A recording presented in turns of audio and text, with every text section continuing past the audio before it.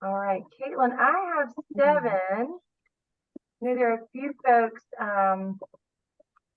still joining us, so feel free to jump on in. I think we had a few folks who are registered and some folks couldn't actually join, but we're going to send a recording. So we are recording this for later. But I will go ahead and get started. I think I know a number of people on the call, and there seem to be some new names to me. So I want to bring you greetings. My name is Jennifer Player, and I am the president and CEO of Habitat for Humanity in Orange County. I joined Habitat in 2014 as the director of development, moved here from Charlotte, where I was working for a different nonprofit. So I started here in 2014. And some of you probably remember our previous executive director, Susan Levy, who was here with us for 26 years. So I stepped into this role when Susan retired in 2018 and have been CEO since that time. So I've had the pleasure of working alongside of many of our longtime supporters and volunteers. And it's so good to see all of you tonight. Susan, you just missed your shout out. You're right on cue. Sorry, I was a little late. Perfect timing. Perfect timing. So I have a brief presentation that I'll just share with you, and then hopefully we can open it up for some questions. Some folks sent pre-questions in advance, and so we have some questions that I'll try to touch on as we go through the presentation. And if you have any questions throughout this time, my colleague Caitlin Kupala is on the call, so feel free to put those in the chat, and we can answer them as we go along, or we can answer them toward the end. Also, if you want, we don't have time to go around and do introductions of everybody, but would love if you have a second to just put your name in the chat, and if you want to share how you got involved in Habitat, or if you're a volunteer or something like that, you're welcome to do that so we can know who's on the call with us. So while you all are introducing yourself on the chat, I'm going to pull up this PowerPoint presentation.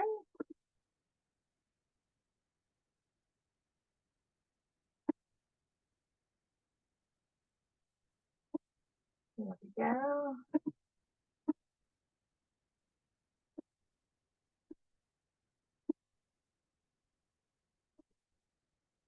All righty. Can everybody see that? Thumbs up.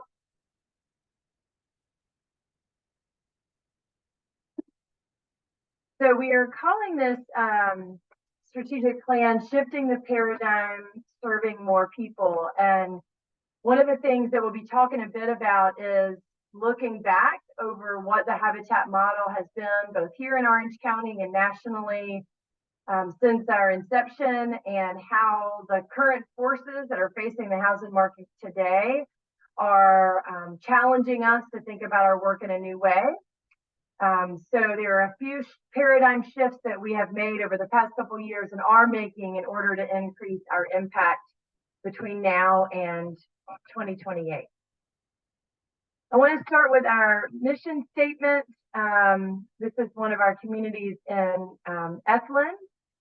And our mission statement is seeking to put God's love into action. Habitat for Humanity of Orange County brings people together to build homes, communities, and hope.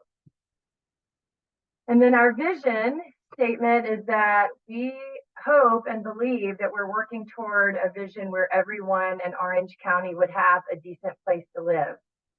And of course, everyone is a big number. It's an audacious number and a bold vision, but one that we believe we can work towards in partnership with many of you and with other folks in the community, that we're going to continue striving every day toward this vision.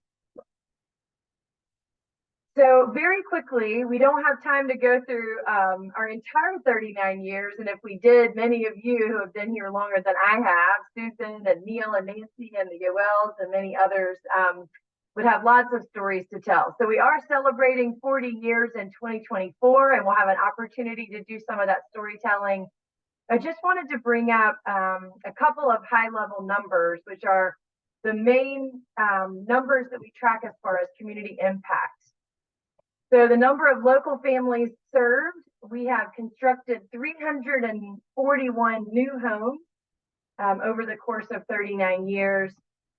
And we have repaired 246 homes in Orange County.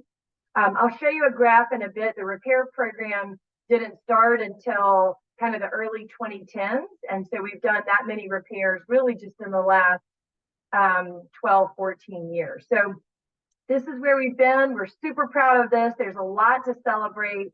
Many of you have been with us along the way. And we know that the need in Orange County is still great. In fact, the need has grown throughout COVID. And I am on the board of the Chamber of Commerce and recently was at one of their meetings where they had a couple of slides that talked about some of the need and what the housing market looks like in the Chapel Hill Carrboro area right now. So I just wanted to give you a sense of what we're seeing and hearing in the housing market as we try to build and sell affordable homes. These are some numbers. I know this is a lot of data on here, but it basically is showing the median home price from 2020, so kind of right whenever COVID hit, through June of 2023. And the number I want you to look at is this top number because everything else tracks. The Chapel Hill Carrboro City School District was already pretty high. 2020, the number was $411,000 was the median home price. And as of June 2023, the number was up to $617,000. We actually know that the number is now higher. I think in July and August, the median home price was over $700,000. And then you can see it's slightly better, but not much better in Chatham County. Susan is living that right now and working a lot on the affordable housing issues in Chatham, Carrboro, Chapel Hill. This is broader Chapel Hill. And then how we compare to our peers in Wake County, broader Orange County, and Durham. So it's always, for 39 years, it has been hard for a lot of people in our community to purchase a home. But now with that kind of median home price, home ownership is really out of reach for most people in our community, particularly the folks that we are serving who are in those critical jobs that we rely on every single day.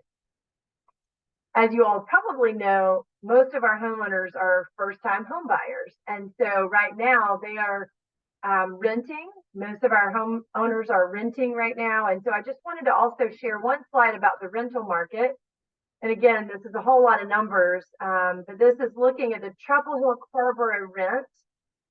This says 2033. It's actually 2023. I didn't make that typo. That was the chamber. But if you just look at the average one-bedroom apartment, the average rent is hovering between $1,300 and $1,600 for 2 bedrooms.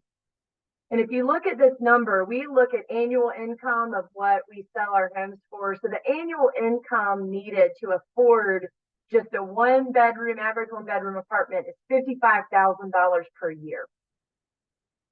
And if you look at the hourly income needed to afford that, that's $26.64 per hour, just for the average one bedroom house. Of course, one bedroom apartment or any type of rental. If you look at 2 bedrooms, that goes up to requiring an income of $30 an hour. And we know that even though in Orange County, we have a lot of people who are making at least a living wage, folks are not coming close to this kind of wage increase to be able to afford this type of rent.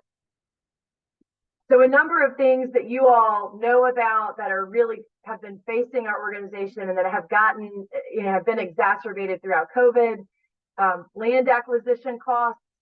Some of you can probably remember a day when we might have been able to purchase a piece of land or a lot for $10,000, and those days are long gone. Land, at least within the developable areas of Orange County, land is scarce and land is very expensive. Construction and development costs have gone up. When I started, which was a little more than 9 years ago, it cost about $80,000 for us to build a Habitat home, just the vertical construction components of that. Now the number hovers close to 135. I will say we've added solar panels, which is a piece of that increase, but the costs have gone way up. The cost to develop the sites that we're working on, so many of you know about Weavers Grove, other properties that we're working on, the stormwater and the engineering and those types of things have really increased as well. Property taxes continue to be a huge barrier for our homeowners. It's something we're working on actively right now, but we have just some early assessments that in the Weavers Grove community that the homes will appraise for around $400,000, our Habitat homes, which means that those homeowners could be paying somewhere between $400 and $500 per month in Chapel Hill property taxes. We talked about the housing market and the wages. Homeowners associations also is an increased cost for our homeowners. We have had homeowners associations for a while, but in many cases it might have been $10 a month, and that was really just to maintain the street lights. In our neighborhoods now, we have we're building higher density, so we have shared walls and roofs. We have community amenities, so all of that means a higher cost for HOAs, which adds to that monthly payment for our homeowners. And then on the funding side, we've seen that we can't really rely solely on private philanthropy to be able to fuel any type of growth. So our donors have been incredible. We just had a record-breaking year and a record-breaking capital campaign. But in order to grow the number of homes, which you'll see that we're trying to do, we can't rely on private philanthropy for that. Nor can we rely on local government. We are seeing that some of our subsidies have been dwindling over the years. And so we're trying to think bigger about what are some ways that we can financially sustain our organization without relying on these two sources of funds. So with that, I'm going to share with you I'll go quickly through our 5 key objectives. And then we're only going to touch on a couple in depth. There are a few that we probably won't get to in depth. Of course, always happy to talk further if you want. But the first thing I wanted to do is show you these 5 main objectives. So number 1 is increased impact by building more homes. Of course, this is our construction area, both building and repairing homes is included there. Number 2 is deepen impact by strengthening our communities, which is really based in our homeowner services team and how we work in the community and work with our homeowners. Number 3 is we want to maximize impact by promoting policies and systems. And I'll talk about this briefly, which is our advocacy efforts. Number 4, enable impact by funding the mission. And this is our philanthropy, our fundraising, our events. Some of you are coming to the house party on Sunday. This is our fundraising component. And then last but not least, we want to sustain our impact through a healthy organization. And when we say healthy, we're really thinking about our staff. How do we recruit the best talent, maintain and retain our talent, grow their skills? How do we recruit effective board members and create a financially sustainable organization? So all of that is kind of encompassed in sustaining our impact through a healthy organization. So we're going to jump into objective 1, increased impact by building more homes. This is what most people like to talk about, because when we think about Habitat, this is what comes to mind is we want to build more homes for more people. So the top picture is kind of our traditional Habitat home that we built for the majority of our history, a single family home on, not small lots. And Susan can probably pick out exactly where this is. But we did make the decision a couple of years ago with knowing that Weavers Grove was coming and that it was going to be expensive, the land was expensive and the development was expensive, to increase our density. So these images are some architectural images of what the townhomes at Weavers Grove will look like. We have already done some high density builds in downtown Carrboro and downtown Chapel Hill, where there was a single home on one site, and where there was one home, there's now 4 homes. So we have a little bit of practice, but Weavers Grove was certainly the first time that we're doing this at real scale. So looking at duplexes, attached townhomes, and really every project that we have in the pipeline for the foreseeable future probably will be some version of duplexes and townhomes. We've just completed the Odie Street community in Hillsborough, which were single family homes, and we do own some infill lots in Hillsborough in kind of that area. And when it makes sense and the type of houses, then we may still do a single family home here and there. But for the most part, what you're going to see is really leveraging our funds, leveraging our scarce resources and scarce land in order to build more densely. And then I wanted to mention our critical repair program. We have been doing repairs for a number of years, and we started out that program doing exterior repairs, painting, and maybe handrails on porches and decks. What we found over the years is that we keep hearing this need for more critical repairs, and there's really no organization in the county that was doing these types of repairs. And so people were applying to get their home repaired, and they were sitting on the wait list for years before anybody was able to help them. The images you're seeing here is from a repair we just completed last month in downtown Hillsborough on Nash Street. It was a family who this home had been in their family for generations. And I don't know if you can tell quite how bad it was from that picture, but the floor of the bedroom was almost on the ground. And the bed was being held up on one side by cinder blocks just so it wouldn't sink. And you can see it was a major gut of that home. And then, of course, the after pictures, this is close to the end, right before we had a celebration for that home.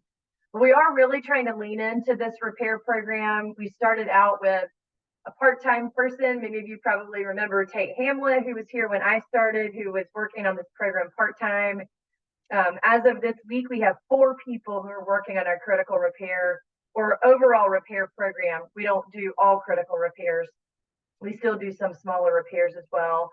I mean, this is a big part of the next 5 years for us, is really helping people in the community. These are folks who own their homes. Majority of these homeowners are seniors. Again, these homes have been in their families for generations. Most of them make less than 30% of the area median income. So we're planning to grow this over time as well. If we look at this just from a numbers standpoint, again, in 38, 39 years, we built 341 new homes and completed 246 repairs. And our big, bold, audacious goal is over the next 5 years, we're going to build 140 new homes and repair 200 homes. It's a big number. It's a big shift. And I'll talk about a couple of things that we're going to do that will hopefully help us to get there. If you're a visual person, here's a graph for you. This shows kind of from the time that we started building homes, that we were building about 11 new homes per year.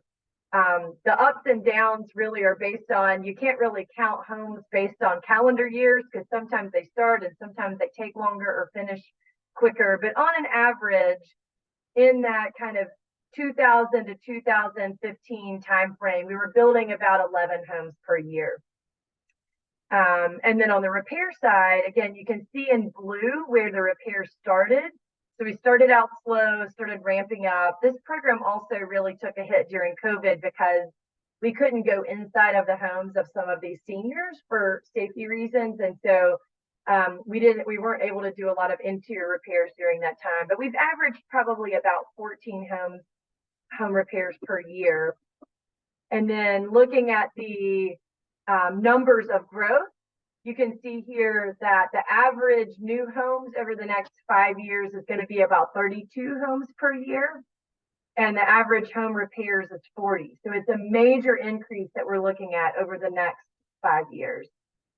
I wanted to mention a couple of big shifts, and I don't have a slide necessarily to go with this, that has really made this possible. One is on the funding side. So I mentioned our incredibly generous donors.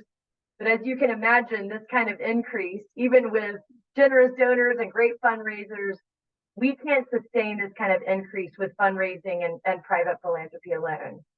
So the board decided a couple of years ago that we actually would start partnering with a bank, a local bank, who would buy the mortgages from us at closing so that we would get that cash upfront at closing as opposed to a 0% interest mortgage over 30 years.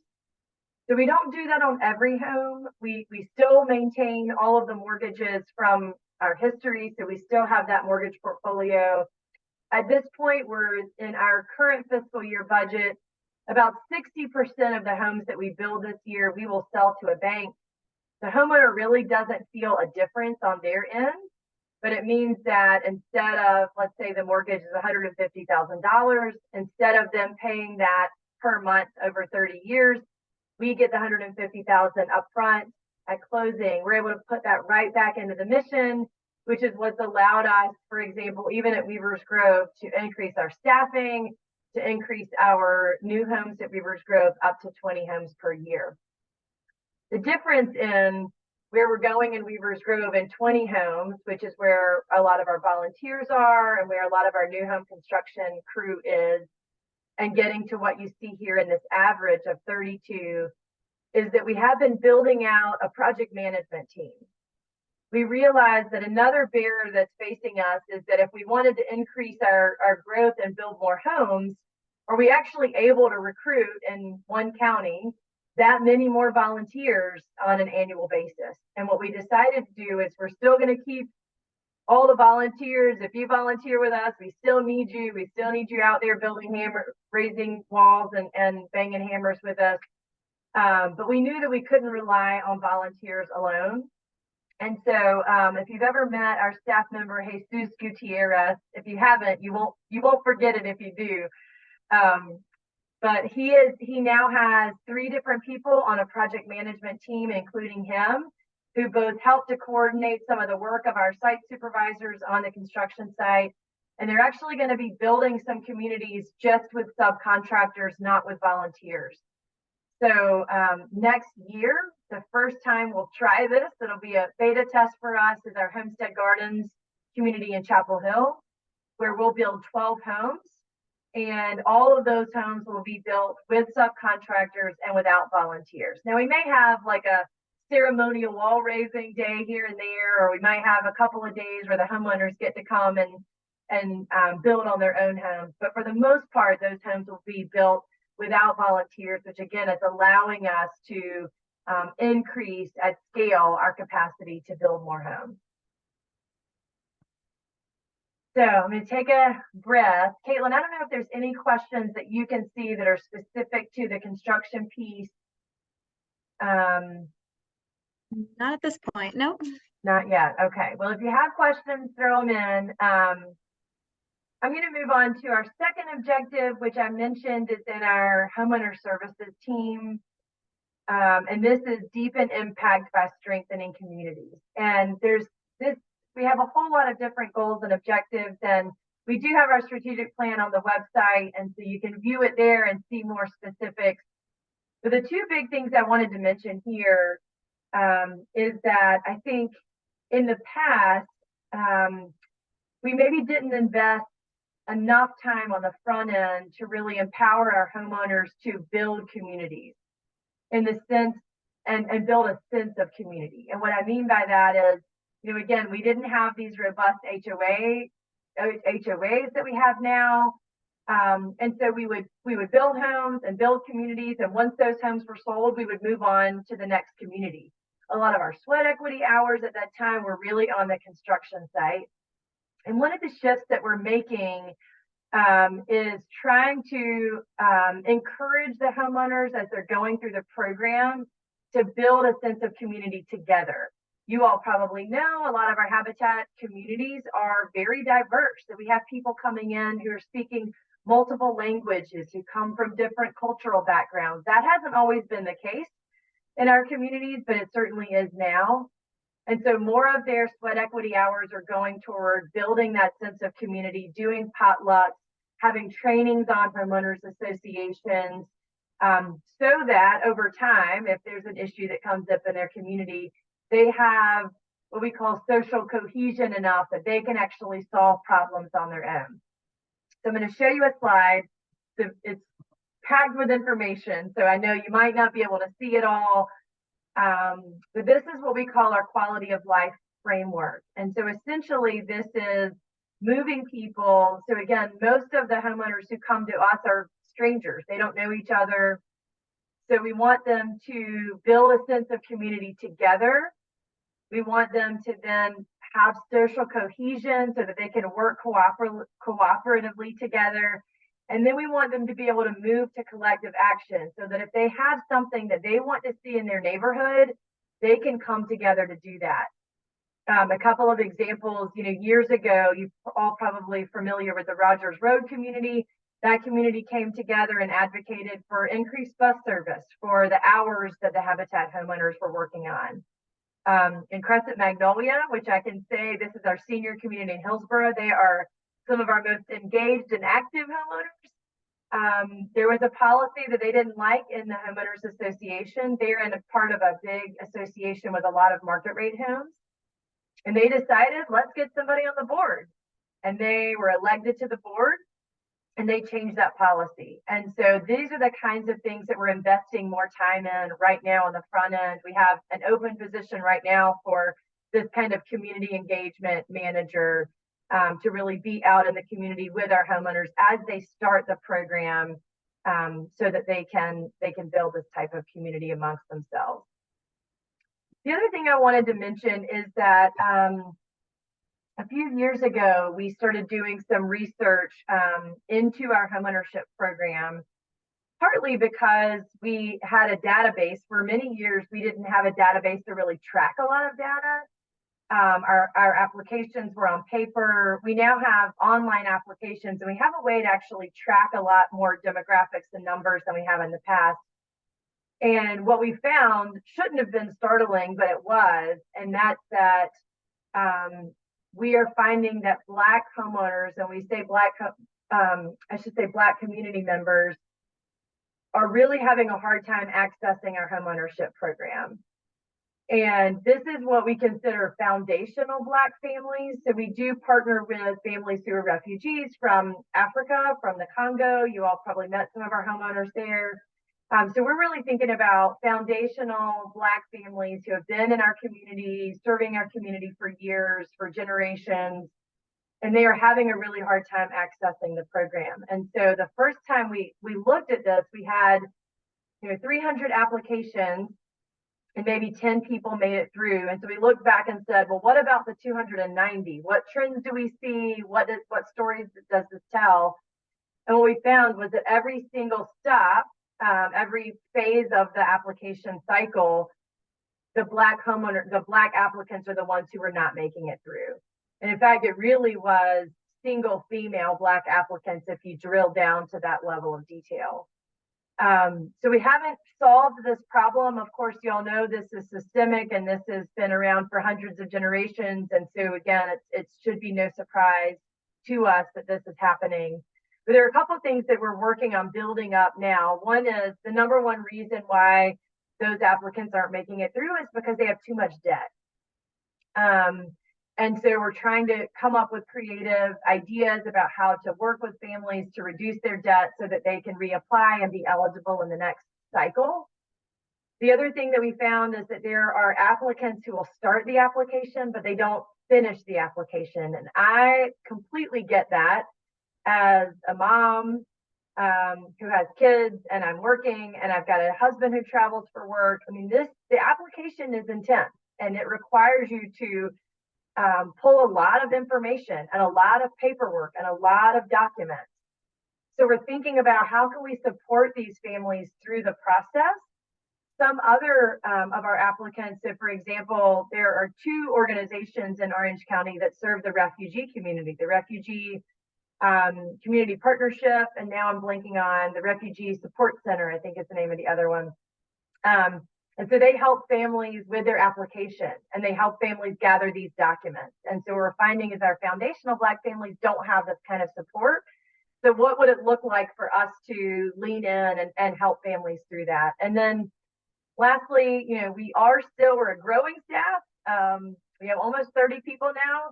but we're still a small staff. When you think about 300 people applying and 10 people making it through, there's no way that we can provide the one-on-one coaching that some of these folks might need, those 290 people. And so we're really thinking about creative partnerships with other nonprofits, with local government. Catherine, we're having conversations with churches about what would it look like for some of our church partners to help with this. Maybe some of our, volunteers or community members could come alongside of these applicants and help them with the application. So we're really trying to think about how we can compile some resources to help attack this problem. We just finished an application cycle. The board will approve our next set of Weavers Grove homeowners in November. And so we'll look back again at the same thing. Let's look at this cycle. Let's see if we're seeing the same trends. Have we made any improvement? So more to come on that, and happy to talk offline. I could talk about this for a long time if you have any interest. There's one more thing I wanted to mention, and then we'll move for the last half hour to questions. And this is our advocacy effort. Again, I have to applaud Susan, because I think for many, many years, our affiliate was investing and engaging in advocacy in a way that a lot of Habitat affiliates weren't. I think for a long time, if y'all know the name Millard Fuller really didn't want Habitat to engage in advocacy or take public funds or use government funds. And now I think both for us locally and nationally and internationally, I should say, advocacy is becoming a huge part of what we do. We're realizing that we cannot build our way out of this problem, and that some of these issues are systemic. And so this is us in DC advocating for federal policies. We advocate at the state level. We're very engaged at the local level. We now finally have, if you all have met Alice Jacoby, who's been with us for 10 years, our first leadership level position, whose sole job it is to focus on housing policies and systems. So you'll hear more about that from us. If you get an email from us that says email the mayor or email your elected official about something, it really does matter. And you're going to start hearing we're still nonpartisan. We're not going to support candidates, but we do want to make sure that we are shifting some of these policies. I'll give you one very quick example, which is y'all probably know that in Chapel Hill, it takes a long time to get a development through the process. And it was no shorter for affordable. It took us years sometimes to get through the approval process of the town council, all the advisory boards. So one of our downtown Riverside projects a couple of years ago was a pilot for an expedited review process for affordable housing, which meant that instead of us getting an approval in 18 months or 24 months, we got approval in 6 months, in less than 6 months. So it saved us time, saved us money. We were able to get those homes on the ground a lot faster. So we are having some successes. Our annual report's going to be in the mail soon, and we have a whole page in there about some local successes that we've had. But this is going to be something we're really engaging in a bigger way in the next few years. So with that, I'm going to stop sharing.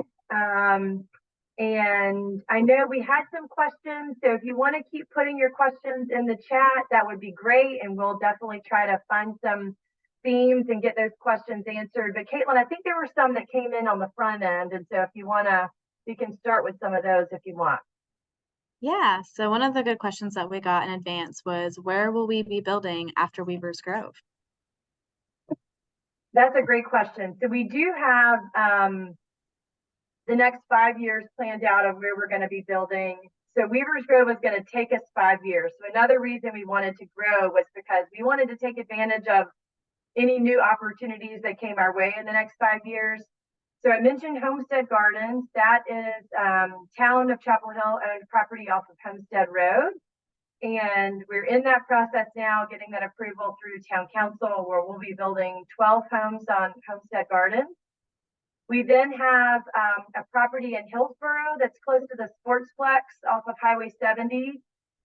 We bought that property a couple years ago. We're going to be building, it's now rezoned for 76 townhomes. We probably will partner with a market rate developer on some small percentage of those homes. So maybe 10 or 15% of those lots that we would sell. But otherwise, that'll be predominantly Habitat homes in that community. We are also working on a project, another project in Northside. Anytime we can build in downtown Chapel Hill and Northside, we try to find a way to say yes. So there's a project we have off of Carver Street that'll be 8 units. We haven't started that process yet, but we plan to close on that property. That's part of the Northside Neighborhood Initiative, and that property is part of the land bank. So we'll close on that property probably by the end of this calendar year, and we'll start moving through that process next year.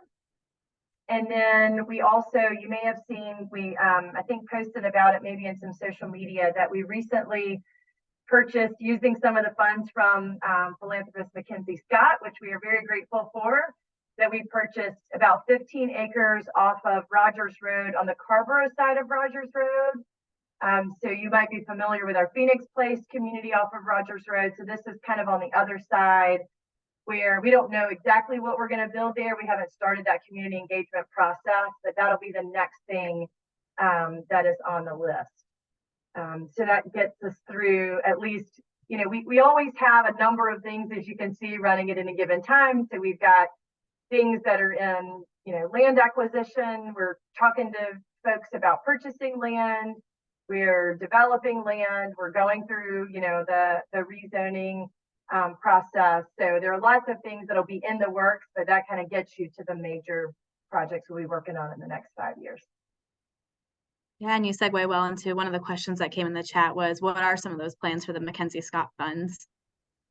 Yeah, so this was the $5 million gift from Mackenzie Scott. And I got this question yesterday, and we probably need to revisit that, because when the board and staff decided, we spent some time kind of doing some visioning around this. The number one need was land. And so we decided most of the funds we really wanted to go into land. Land is expensive, and so and it's scarce, and there's often multiple bidders on parcels of land. The parcel on Rogers Road, without Mackenzie Scott, I don't know that we would have been able to purchase that, because by the time we, you know, got the funding together, made a decision, and took out a loan, whatever that might look like, did a campaign for the land, that opportunity wouldn't have been there. And so the number one thing that we'll do is purchase land, and we're looking for that. There's another parcel we're eyeing right now that's also in Carborough that we hope to close on maybe by the end of the calendar year as well. One of the other needs that we had when we got the Mackenzie Scott funds was actually to expand our office. Again, when I started, I can't remember exactly how many people we had, but I think we had maybe around 15 people, and we now have almost 30. So we really are out of office space, and we were panicked about where we were going to go. Were we going to need to buy an office or build an office or buy land? And actually, just this week, we are expanding our office. So we found out that we're able to stay where we are and take on another office space that became available. So we kind of kicked the proverbial can down the road a little bit with the office space. That was an original use of the Mackenzie Scott funds that we now won't need to use it for that. So we might need to revisit our plans for the $5 million. And very quickly, I'll also add that you all probably are familiar with the tithing component of the Habitat for Humanity International family. And so for every home that we build here, we tithe funds back to contribute to Habitat's work globally.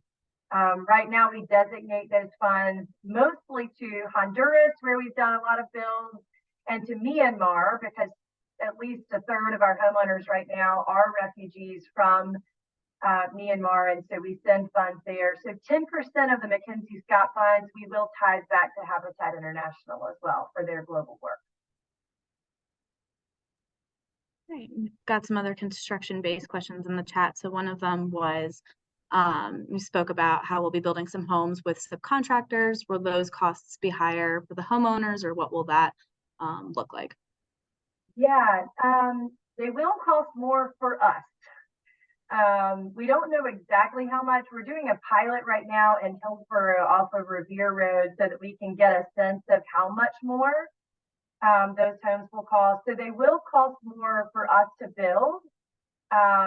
The cost to the homeowner will still be capped at 30% of their income. So, you know, they have to cover the cost, but the cost will be capped at 30% of their income. So they won't really see much of a shift. But on our end, we might see a small shift. However, we think that we'll be able to build those homes a lot quicker. And so again, if you're thinking about the third-party leveraging program we have with a bank, if we are able to build that home in, you know, 6 months versus 9 months and able to sell those homes quicker, we get that cash up front, then it just helps us to be able to keep building at scale. And so it may cost more, but we think it'll be worth it in order for us to build more and build more quickly. Yeah, and speaking a little bit to building, is Habitat considering building more senior housing in the future? You know, senior housing, I was just over at Crescent Magnolia last week, and it is a project that we are so proud of. It is Susan Levy's brainchild, and so I came in the middle and can't take much credit for that. But it is an incredible community of people. The fact that we completed that, some folks had moved in right before COVID. Some folks moved in that first year of COVID. I mean, most of the folks, seniors who live there, are single. And that really became family during the pandemic, which was incredible. I think the way we're looking at senior housing in the future is kind of on a site-by-site basis. So if it makes sense based on where we're building. So what we're trying to do now is with every project is to look and say, okay, this project is in Rogers Road. Let's talk to the neighbors. Let's talk to the residents and community members and hear what it is that they want us to build in this area. And if we hear that they want senior homes or that they want more market rate homes, then we're nimble enough that we can shift that. And so really we certainly will consider it if it makes sense. I am hopeful that we will have more senior homes in the foreseeable future. I just don't know exactly where. Yeah, and as we are increasing how many homeowners we are having through the program and building more homes, how is Habitat ensuring that homeowners are mortgage ready and trained up on their HOAs and just prepared for long-term maintenance and all that it takes to be a homeowner? Yeah, thanks for that question. I think that goes back to what I was talking about with our sweat equity and how I think that has shifted over time.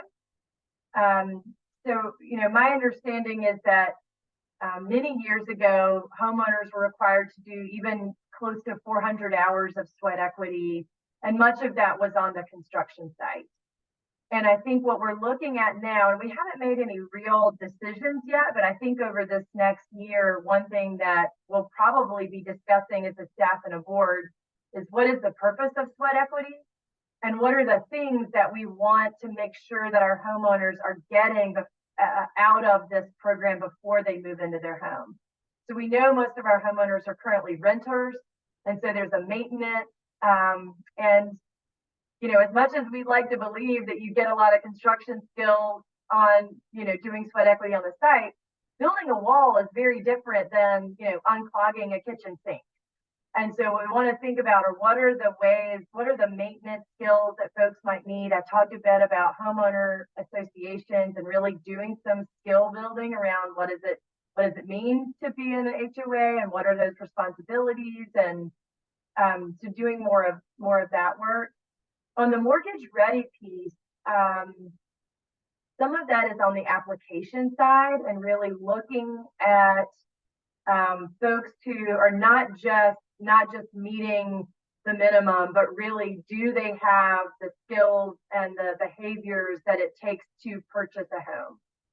So, you know, the mortgage is set whenever they move in, but there are some things that we don't control. So we don't control the property taxes, or if their home is reassessed. If the HOA has an assessment later, we won't control that. If a family loses hours. So we want to make sure that we're approving folks who are not such on the margins that one hiccup is going to send them into delinquency.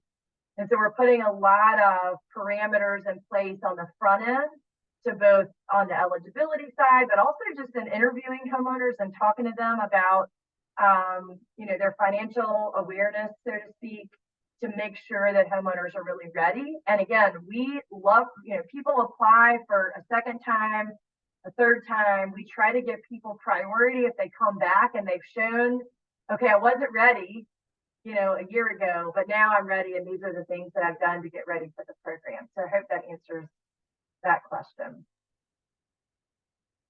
Yeah, and another great question came in the chat. So you'd mentioned the expenses around HOA fees and property taxes, which are of course only going to increase as property values increase. So what are some of the ways that Habitat is thinking through how to maintain this for homeowners while still able to build equity?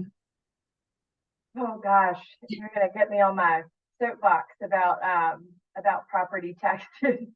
So this is a I'll say the property tax issue itself is really a statewide issue. And so I think locally there are some things that we're trying to do, the bottom line is it's really governed by the state, and there are folks on here who probably know more about that than I do. So what we're trying to do is really focus on what we can do locally.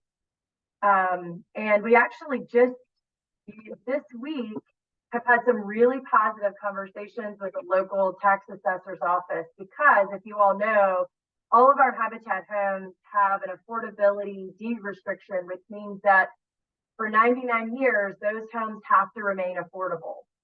So Habitat has the first right of refusal, and they also have to remain affordable for 99 years. I know y'all think I'm such a brown noser. I've got to applaud Susan and Sally Green, other people who 20 some years ago put these permanent affordability restrictions in place, because I'm hearing today from Habitat affiliates all over the country who have no permanent affordability, they're barely treading water with the amount of homes they can build, because so many people they're losing the affordability on those homes. So we do have those deed restrictions in place, but what it means is they sell it back to us. They can't sell it on the open market. And so, if you have a homeowner in, let's say, in Odie Street, where we just, finished homes, if they decide they want to sell that home back and the home is appraised for $100,000, they can't go to the market and sell that home. They sell it back to us. And so I think there's a case to be made there. Community Home Trust has some allowances for property taxes for their homes, where the property taxes are based on the base price of that house. So if the homeowners buys that home for $150,000, that's what the property tax is based on. For us, the property tax has been based on the appraisal of the home, which again, in Weaver's Grove is $400,000. So that's one example of something that we're trying to work on right now, is if a home has an affordability deed restriction, is there something that we can do about that? There are some what's the word I'm thinking of? Some other programs that the county has that are more after the process. So if someone gets an assessment, they can go to the county, and some folks have successfully done that. Northside, I know, did that a couple years ago. The county also has now a longtime resident tax program, where they can, if somebody has been in their home for a certain number of years, they can ask for tax help. I know we have some county commissioners on the call who probably are itching to jump in and correct me if I'm wrong, but there are some programs out there. I know the town of Chapel Hill and their 5-year affordable housing program have some funds set aside, but that's kind of helping on the back end, as opposed to really helping on the policy side, which is what we're hoping to get to. Yeah, she put in the chat that the county has a new assistance program for residents who have lived in their home for 5 years and earn no more than 80% of the AMI, and it's funded with $250,000. So that's great information. Amazing. And I think that program's only been around for a couple of years, which is incredible. And it's been, 2 years. It's been super helpful, particularly in, Northside, Fairview, some of those downtown areas where folks are really seeing, the impact of the market in those areas. Yeah. You kind of mentioned this earlier, that you've heard from other Habitat affiliates about their housing affordability. And so obviously we work with other affiliates. To what extent does Orange Habitat collaborate with other affiliates or Habitat International? Yeah, to me, this is one of the things I love about this organization is that I always feel like there's somebody out there who is thinking about this, who is wrestling with this. And so we work both, I have a great relationship with the CEOs in Durham and Wade County. We have a quarterly luncheon where the three of us go to lunch. We text each other all the time with different ideas. The large affiliates in North Carolina, so there's maybe a dozen of us that are kind of serving more urban areas that get together on a quarterly basis to talk through issues. We do have a statewide organization. In fact, next week we're hosting in Chapel Hill the statewide organization where we'll have a conference and have some time there to chat with and share what we're learning, but also learn from other habitats of some of the issues that they are facing. And then Habitat International, I recently have gotten more involved with Habitat International. I'm on what's called the U.S. Council, which is essentially like an affiliate advisory board. So there are 20 of us who are sort of providing feedback and advice to Habitat International. It's been really fascinating to be part of that group. There are folks there from very small rural areas up to, San Francisco and Charlotte and Houston, really large urban areas as well. So kind of seeing the places where our needs and our local communities intersect and are similar. So that is, I think, again, one of the benefits of being part of the Habitat Network is constantly learning, constantly going to conferences and being able to share information with each other. That was the bulk of the questions in the chat, and it looks like Liz Henke's got her hand up, so I'll give her an option to come off mute and share her question. Yeah. Thanks very much. This is just such an impressive 5-year plan. And your staff are also amazingly impressive. Congratulations to everybody. What some of you may not know, Jennifer doesn't often brag about her solar program that they had the vision to start a couple of years ago. And the reason that she did that was that it saves the homeowner so much money every month on the electric bills and makes the housing so much more affordable. I think the people on Odie Street, where most of the solar panels are, pay very little for their monthly electric bills. And our Habitat now, I call it our Habitat because we can claim it because it's North Carolina and it's right. ours. Is the leading affiliate in the state now adding solar. Question, where's your solar program going? What is your vision for the solar program? And how are you interfacing with Habitat for Humanity International, who I know are trying to seek major funding from the feds for the solar program for the Habitat affiliates? Yes, I love this question also because I know that you already know half the answers to those questions. And I love that we're bringing this to the group. It's another shout out to the county because the county actually has a climate action fund that has been helping fund along with some private donations and support from the East Chapel Hill Rotary. But the Orange County Climate Action Fund was really the what has allowed us to move forward with that program, which is very exciting. And our goal is to put solar panels on as many homes as are solar ready for the foreseeable future. We've already kind of baked that into the cost of those homes, which is incredible. The community center at Weavers Grove is also going to have solar panels. And in addition to that will be a resilience hub. So it'll have battery chargers. So if, the power goes out, people can come to the community center. They'll have a refrigerator to put, medication. They can charge their phones.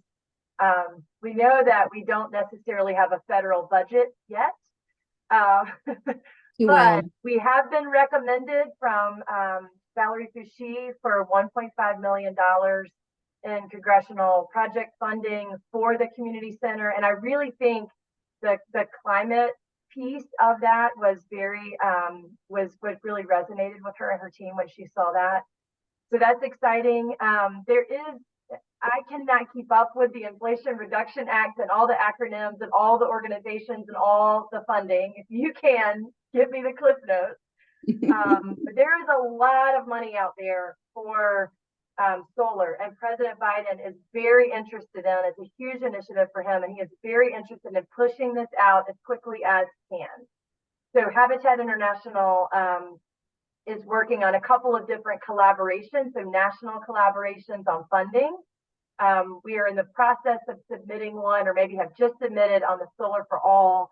I think Habitat International is requesting $400 million, and that would be disseminated to local affiliates who are ready, and it puts us in a great spot because we're already doing this. And again, I think they want to make decisions and start getting money on the ground really quickly. There's another program that requires our homes to be net zero. I am not an expert in this. We don't know if our homes are net zero, but we think we're very close.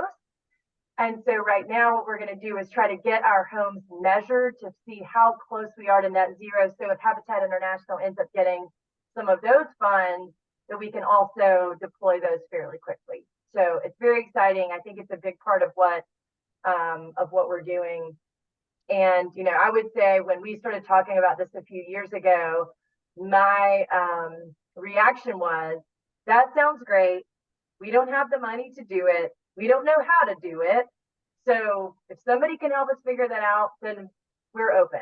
And Liz has spearheaded this along with a lot of other people. And as she said, now we're one of the experts, which is kind of wild to see how quickly that changed. Other thoughts, questions? There was one more question that came in the chat about the critical repair program, and is that the same as the home preservation program, and just what your vision and future is for that? Yes. It is the same. We changed the names sometimes. So it used to be A Brush with Kindness, and then we changed it to home preservation. Now we mostly just call it home repair, and critical repairs is a piece of that. Because the critical repairs, like the one I showed you in Hillsborough, are so robust, we can't do more than a couple of those every year. But we do have a couple on the radar right now. One I know is in a mobile home park. There are very few organizations that do repairs on mobile homes. So I know there's a $20,000 repair that we're working on right now in a mobile home. So we're going to try to tackle a couple of those really large repairs every year, and still do roof repairs, siding, exterior porches, decks, all of those other kinds of repairs as well. The goal is to get that program up to where we can do 50 repairs a year. It's a big number. So we're going to try to work our way up to that. But the manager of that program right now is very motivated. Like I said, we now have 4 people working on that team. We're part of the affordable, the Home Preservation Coalition, I think is what it's called. So we work with other organizations, but there are gaps that we found that other organizations just are not filling. That program is funded, by the way, this is not a fundraising pitch, but most of that program is funded through philanthropic dollars. We work with some corporate partners, and some private donors who really believe in that program. We do have some local government funds, so we do get some CDBG funds, etc. But this program is a small part of our budget.